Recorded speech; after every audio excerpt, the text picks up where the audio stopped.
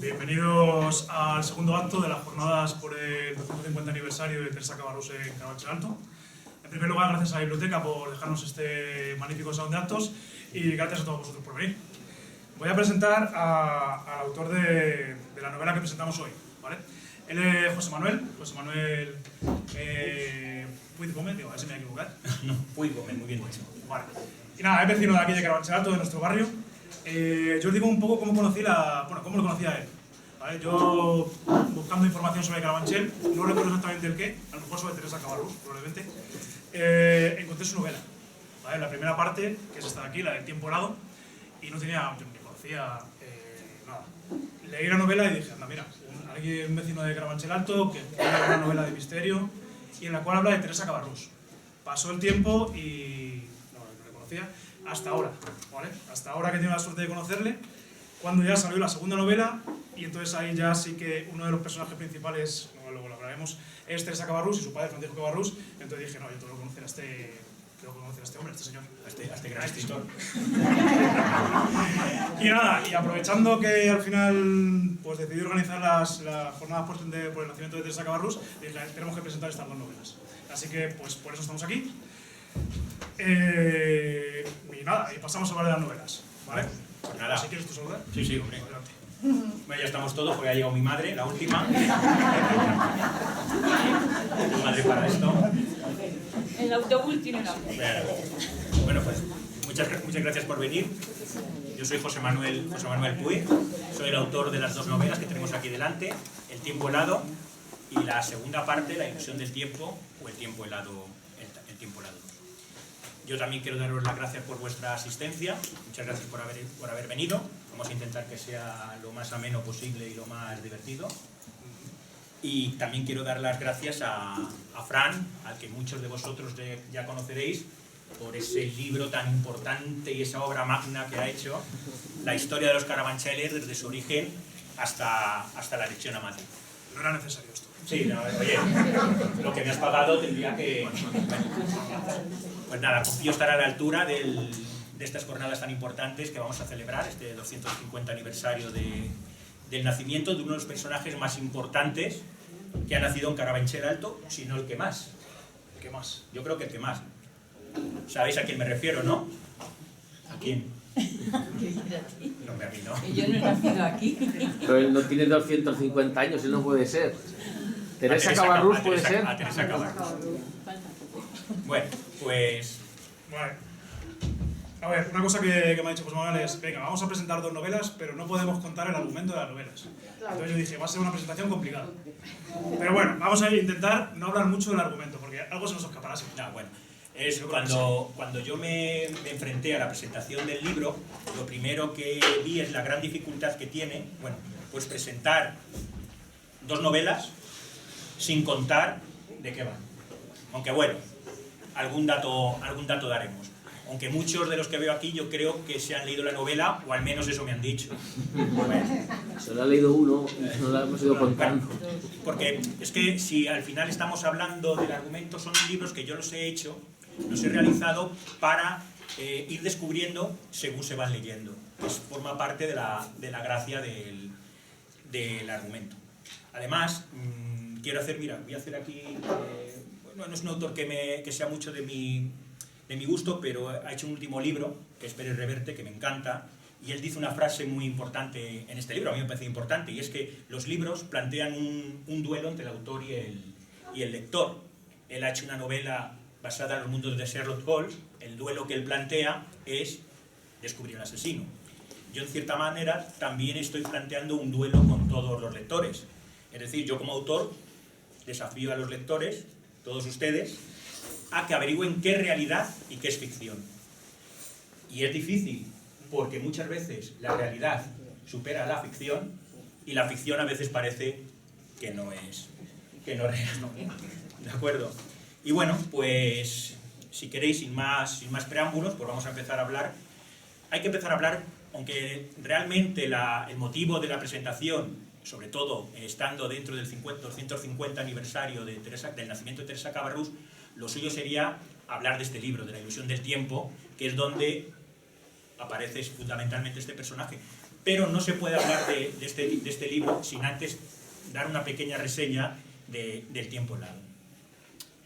El tiempo helado, lo mismo, voy a intentar no destripar mucho el argumento, pero os diré que es un relato donde narro, bueno, un desgraciado acontecimiento que ocurrió en mi familia hace más de un siglo, en concreto 116 años. Precisamente en la semana que viene se cumplirán los 116 años de ese acontecimiento. Y si os fijáis, estoy hablando de acontecimiento o hablaré de incidente, porque no quiero desvelar qué es lo que ocurrió, porque, vuelvo a repetir, es para ir descubriendo a medida que se va leyendo. Pero para que os hagáis una idea de la importancia que tuvo ese acontecimiento, ese incidente, os diré que durante semanas los periódicos estuvieron abriendo las portadas con la noticia de este incidente. Es más, tuvo tanta repercusión que incluso hubo que suspender algunas de los suplementos semanales que se hacían, porque estaban todos los redactores ocupados en tratar la noticia y no se pudo sacar. Creo que en concreto fue el diario ABC que publicaba un suplemento que se llamaba La mujer y la casa, una cosa así, algo así. La mujer de hoy. Sí, la mujer de hoy y la casa, algo así. Y bueno, era tanto la necesidad que había de informar de la noticia que se produjo que no lo pudieron publicar. ¿Vale? Y entonces ahora voy a explicar cómo llegó hasta mí esta información. Y llegó hasta mí por dos canales, fundamentalmente. Mi familia, de pequeño, bueno, pues mi padre algo nos contaba, aunque sinceramente nos lo contaba de una manera un tanto confusa, sin saber muy bien lo que ocurrió. Él hablaba de un suceso que había ocurrido en casa de sus bisabuelos, es decir, en casa de mis tatarabuelos. Si meto algo a la pata, yo tengo a mi tío que nos puede un poquito. Pero bueno, realmente no tenía los datos necesarios para montar una historia como a mí me hubiera gustado hacerlo. Pero ocurrió que en el año 2010 salió una pequeña noticia en el diario también, era un pequeño artículo de apenas 10 líneas, donde se narraba el terrible episodio que ocurrió, y esto es importante, el 17 de noviembre de 1907. Entonces, al tener ya la fecha en la que se había producido el incidente, bueno, pues eso ya me permitió a mí investigar en las hemerotecas del diario y conocer de primera mano todo lo que había sucedido. Pero también hay una noticia en la página web del ABC, un vídeo que habla de este incidente. Sí, ya pero ya fue posterior. Yo creo que ese vídeo que sale en el ABC, que es un pequeño vídeo, un artículo, una... 3 segundos. Exactamente. Esto salió en un suplemento veraniego que se llamaba algo así como...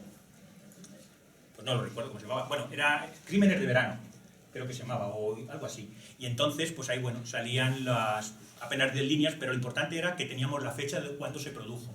Y eso ya nos permitió, bueno, pues investigar, y como ABC, en definitiva, tiene escaneada toda la hemeroteca desde el inicio, bueno, pues nos permitió conocerlo de primera mano. Y vale, y entonces, conocida la historia, me llegó el momento de decidir qué es lo que quería hacer con ello. Es decir, cómo quería plantear la novela. Podía plantearla de dos maneras.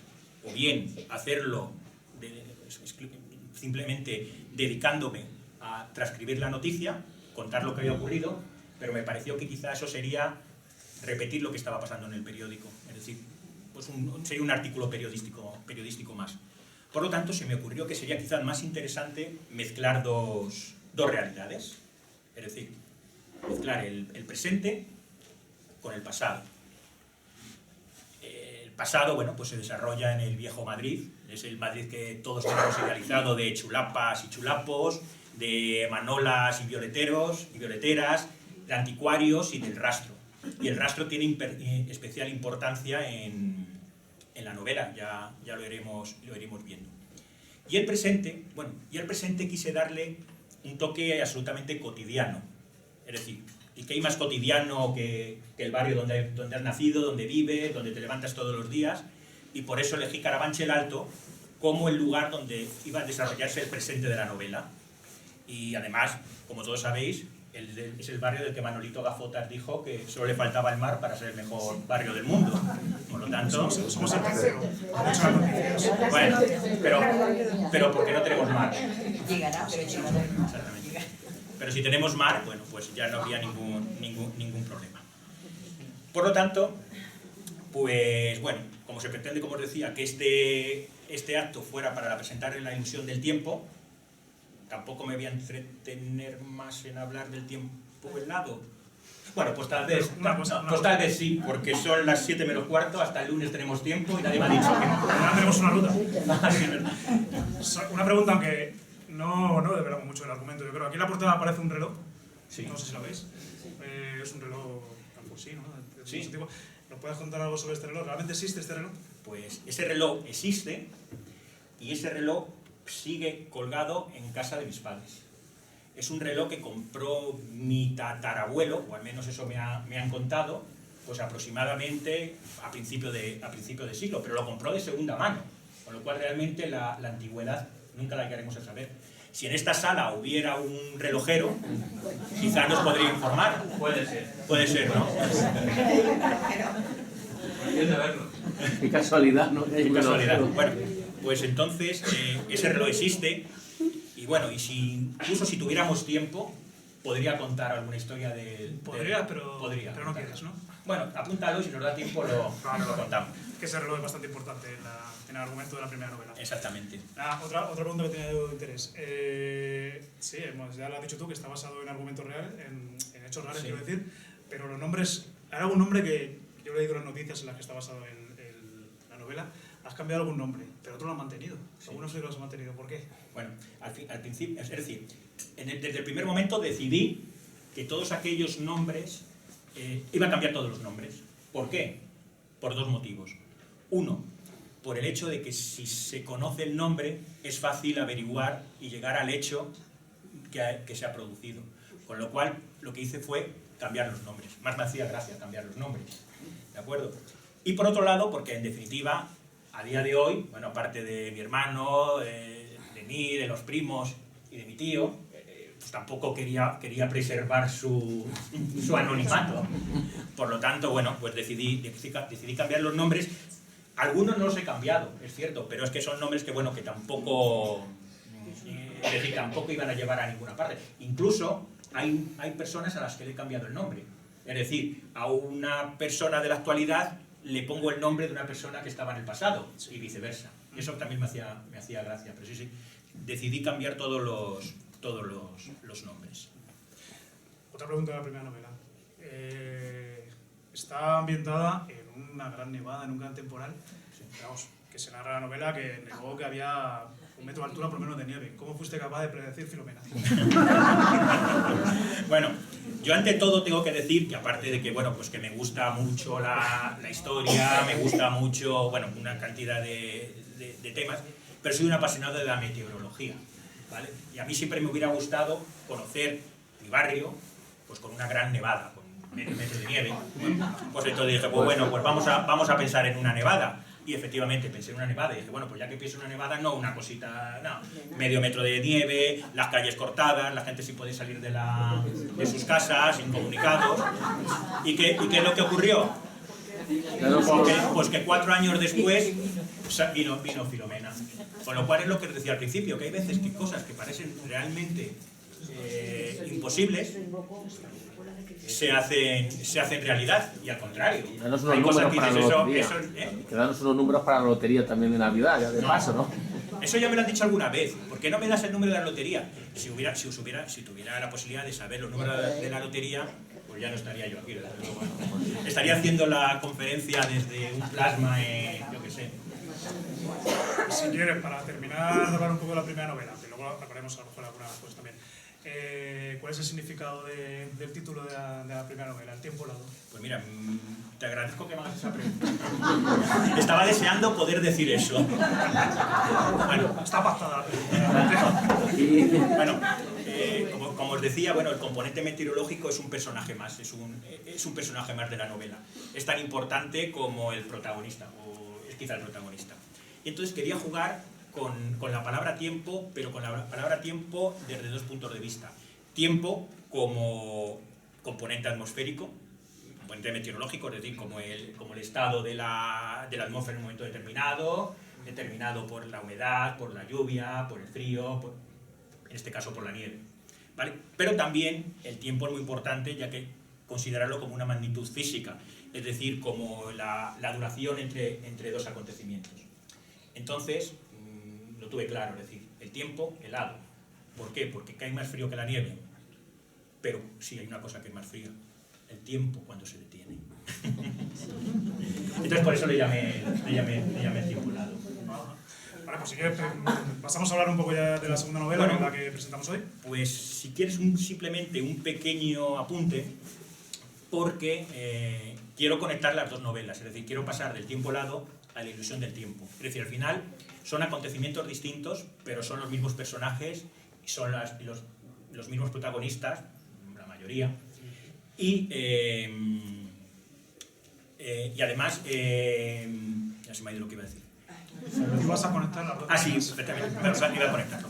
¿Por qué? Bueno, el protagonista del tiempo helado se llama Manuel Monte, Manu para los amigos, y él es un apasionado de todos los hechos que se puedan ocasionar. Él se obsesiona, él busca, él investiga. Una de sus principales características es la curiosidad que tiene por descubrir el significado, sobre todo de lo que tiene a su alrededor. Entonces, Manuel Monte, mientras estaba investigando y desarrollando todos los tramas que se producen en el tiempo helado, pues descubrió, se obsesionó durante una temporada, un poquito antes de los hechos que se narran aquí, con un posible tesoro que se encontraba oculto en un castillo, que ese castillo o palacio estaba en... No lo deberes todavía. No, No, venga, sí, pero... No, estaba, sin decir exactamente dónde, en Carabanchel Alto. A lo mejor decís, como posible, un palacio, un castillo en Carabanchel Alto, un chateau. Pues sí, podría haberlo. Se obsesionó de tal manera con la búsqueda de este castillo que llegó a perder la noción del tiempo y acabó, pues, ingresado en un sanatorio hasta que consiguió olvidar ese acontecimiento. ¿Y qué ocurre? Que cuando empieza la segunda parte, Manu, empieza a recordar. Empieza a recordar y él sabe que está buscando un castillo. Él sabe que en ese castillo vivió Teresa Cabarrús. Y entonces es cuando empieza la segunda parte. Entonces, si queréis, pues, si queréis alguna pregunta más sobre el tiempo helado, antes de pasar a... Pues si quieres dejamos las preguntas. Sí, al final, perfecto. Muy bien. Pues entonces ahora ya vamos a empezar a hablar de la ilusión del tiempo, que un poquito viene ya a colación para las jornadas que estamos ahora desarrollando. Bueno, sí, develar mucho el argumento, porque Sí. esto nos importa, yo creo que a la mayoría de los que estamos aquí. Bueno, por lo menos a mí. El protagonista ha dicho que es Manu Montes, entonces le interesa encontrar dónde estuvo el chateau de San Pierre, que es donde nació y se crió Teresa Cabarrús. Sí. En las jornadas estamos ahí. No sé a quién le puede interesar eso, la verdad. Siempre por ahí hay gente que está mal.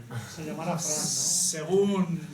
Según Manu Montes, ¿dónde puede estar situado el chateau de San Pierre de Teresa Cabarrús? Pues Manu Monte investigó, fue a archivos, incluso creo que robó algún que otro mapa. Bueno, y llegó a la extraña conclusión, vamos a ver, que estamos dando por supuesto que todo el mundo sabe quién es Teresa Cabarrús. ¿Sabéis quién es Teresa Cabarrús? Sí. ¿Alguien no sabe quién es Teresa Cabarrús? Yo. Muy bien. Pues entonces, vamos a hacer, es decir, pues como os decía al principio, no voy a entrar en su biografía, ya que la semana pasada Fran nos estuvo aburriendo durante casi 2 horas con quién era Teresa Cabarrús. Una hora y cuarto solo. Una hora era. Pues Teresa fue, tuvo una gran importancia una vez que salió de Carabanchel Alto en la Revolución Francesa, con sus relaciones con el poder, con Napoleón, con ciudadanos, con príncipes, con Robespierre, con el ciudadano Tallien. Es una historia increíble que yo creo que a día de hoy muy pocos conocen, pero que es importante, que tiene mucha importancia. Entonces Manu, el protagonista, se obsesionó con esa búsqueda de dónde había nacido Teresa Cabarrús. Y Manu llegó a la conclusión de que estaba en Carabanchel Alto, y para aquellos que conozcáis Carabanchel Alto, bueno, pues estaba situada aproximadamente entre la Fundación San José, donde está el Pinar de San José, y la M40. Él más o menos lo situó por allí. Puede ser, sí. Puede ser, ¿no? Más o menos. Pero eso sí, tengo que decir que a Manu, más que por investigación, le llegó por inspiración. Fue así, le llegó más que por inspiración. Y el caso es que ahí es donde pensamos, o donde pensaba Manu, que ha coincidido donde piensa Fran, curiosamente donde pienso yo, estaba allí el castillo. Por ejemplo, hay muchos restos todavía que quedan de Teresa Cabarrús en Carabanchel Alto, poco conocidos. Por ejemplo, ahora cuando salgáis de la biblioteca, al salir por la puerta a la derecha, podréis ver la torre de la iglesia de San Pedro. Bueno, pues allí en esa iglesia es donde fue bautizada Teresa Cabarrús el 1 de agosto de 1773. Y de hecho allí, si no me equivoco, se puede encontrar la partida de nacimiento, la partida de bautismo. Una copia. Una copia. De hecho, aquí en el libro, la portada, se intuye lo que es la partida de bautismo de Teresa Cabarrús. Y bueno, con este punto de partida diré que, bueno, siendo muy importante Teresa Cabarrús, la historia como adulta, a mí lo que me interesaba más era conocer cómo era Teresa antes de salir de Carabanchel Alto. Es decir, o de Carabanchel de Arriba, como se llamaba entonces. Entonces, como os decía, se ha escrito mucho sobre cómo es de adulta. Incluso a final de mes se estrena una película de Ridley Scott, Napoleón, donde pensamos que sale Teresa Cabarrús. Sí, salir va a salir. Lo que no sabemos en qué tratamiento. ¿Cuánto y cómo? Y qué tratamiento le darán. A lo mejor no lo llaman ni Teresa, la llamarán Teresa. Teresa Cabarrús. Madame Telien. Madame Telien. Bien. Bueno, total, que entonces a mí me interesaba saber cómo era Teresa Cabarrús cuando era una niña. Y yo he buscado, no he encontrado mucho de cómo era Teresa Cabarrús de niña, pero quizás no sea tan difícil imaginársela. Es decir, sabiendo cómo era de adulta, podremos saber cómo era de niña. ¿Cómo me imaginaba yo a Teresa de niña? Bueno, pues yo me la imaginaba pues una niña decidida, despierta, inteligente, revoltosa y sobre todo enamoradiza. Puede ser. Y bella. Y bella. Bueno, bella Todos los biógrafos por supuesto. destacan su belleza, sí. Exactamente. Entonces, bueno, pues ya teníamos un marco espacio-temporal, es decir, sabíamos más o menos, o pensamos dónde ha nacido, luego ya si acaso concretamos un poquito más, nos imaginamos un perfil de Teresa de niña, pero también a mí me gustaba imaginarme cómo sería Carabanchel Alto a finales del siglo XVIII. Y bueno, es difícil, pero bueno, existen ciertos escritores que han escrito cómo era el Carabanchel de finales del XVIII y a mí me sirvieron para inspirarme. Voy a leer simplemente unas líneas de un escritor y periodista español de mediados del siglo XX, Ramón Escotado, donde, bueno, me sirvió para inspirarme en el Carabanchel y, bueno, a ver qué os parece. Dice así, esperaros porque no es fácil leer su estilo. Al caer la tarde, al fin de las lecciones, solían Teresa y el preceptor, a veces acompañados por los hermanos, a veces solos, pasear fuera de la finca, más allá de las alamedas, por la seca meseta que se extiende al sur de los Carabancheles. Se ponía el sol tras los montes de Guadarrama, el aire de poniente traía hasta ellos el alegre aroma y de las encinas próximas del Pardo y de los lejanos pinares de Navacerrada y Balsaín. Es decir, estamos viviendo que es una cosita seria. Por otra parte, también decía que entonces eran frescas, frondosas, susurrantes, verdes praderas, húmedas, brisas libres y alegres las de los Carabancheles. Luego sigue diciendo que desde 1785, que es cuando Teresa estaba en Carabanchel Alto, hasta hoy, es decir, hasta mediados del siglo XX, según dice el escritor, que había cambiado mucho, pero habla de una casa, una finca de aire señorial, que luce el lindo y bien cuidado jardín francés, una casa pomposamente tenida por sus habitantes como un Château d'Ansespagne, al que según sus biógrafos parisinos se llamaba Château Saint-Pierre. Pues ahí vive Teresa Cabarrús. Es un castillo donde es que es complicado leerlo porque habla, dice, si acaso una hermosa casa solariega. Total, que ahí tenemos como era Carabanchel del Alto, no me negaréis que no os apetece veniros a vivir aquí, ¿eh? Rodeados de frondas susurrantes y verdes praderas. Y bueno, pues entonces este lugar tan parecido al paraíso, bueno, pues no solo era dicho por los escritores, sino que ocurrió, que ¿qué pasó? Que la mayoría de la buena sociedad madrileña se vino a vivir a Carabanchel Alto. Y por eso en Carabanchel Alto podemos encontrar muchísimas, cientos podríamos decir. Había, ya no podemos encontrar casi ninguna. ¿Quintas o casas? Quintas, casas de recreo, palacios y todo tipo de fincas. Sí, sí.